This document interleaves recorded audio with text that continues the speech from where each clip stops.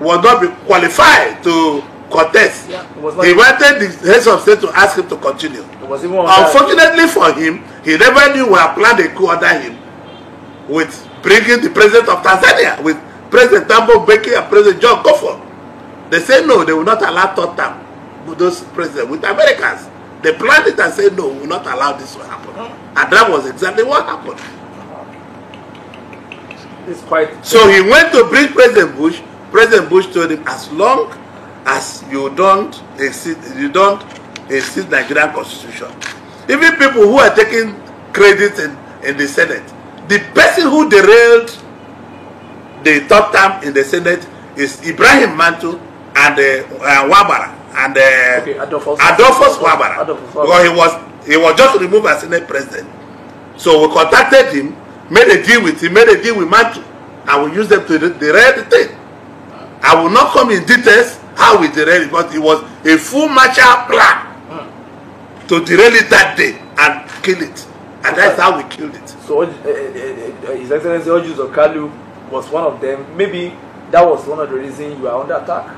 No, that is the major reason why I'm under attack. Because President Obasanjo told me that I will kneel down and suffer for the rest of my life. That he will deal with me, that he will crumble me. That he told me face to face, that is the truth. So I don't care about what he says. Not my God. I'm still wearing nice suits till tomorrow.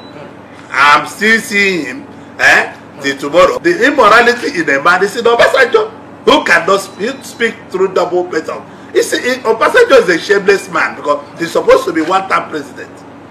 This is the promise he made to us. I went to Babangida. Oh, you mean there was a promise that there was a deal made? He said it was a lie. It's not a lie, it's the truth. I was there. There was a deal made. They wanted to do the Mandela option. He said he will do one tenure. Then you, President Babangida, you will continue.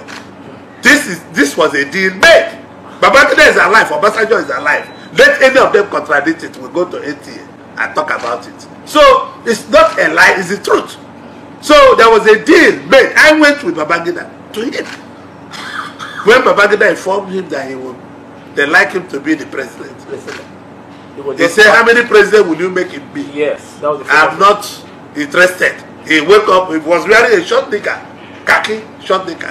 He went back, I came back, I said, Ibrahim, well, what you are just trying to tell me is that I only do 4 years and I hand over to you. So we sat him down and we started talking. He said yes, he will do one tenure. I was there. I'm not saying somebody said. Wow. So how can he be lying to the nation? On many occasions, I confronted Babangida when he wanted. This was the reason why he wanted to fight him in 2003. Babangida said no, he would not want to confront his boss. Oh, yeah. That was the reason. And we said, okay, since you cannot do it, let's use Atiku to do it. At the tail end, Atiku said no, he had made up with his boss. So we are stranded. We could have used one governor to remove him. But you mean impeachment? Not impeachment. No, 2003 election. Obasanjo was gone. Okay, was gone. Okay. And because we learned that he knelt down and begged Atiku in his bed. He also knelt down and begged me. Where, sir? In my bedroom. He came to the governor's lodge in Asokoro. He came middle of the night. He came straight to my bedroom because he's commander-in-chief. As commander-in-chief, the ADCs and security men have no right. They just knock on my bedroom. I opened. It was him. He knelt down and begged me. And after that, he won. I went to greet him. He said, I will suffer throughout my life for what I made to him. So this is the kind of man you are talking about. Obasanjo is an animal. He's not supposed to be. He's supposed to be caged where chimpanzees are in zoo. So why is there no petition before the FCC? Who told you? There are so many petitions. Go and ask Magu. I'm not a friend of Magu. Go and ask Magu. If you have no, there are many petitions against Obasanjo. 16 billion and other money he stole and money he gave to businessmen.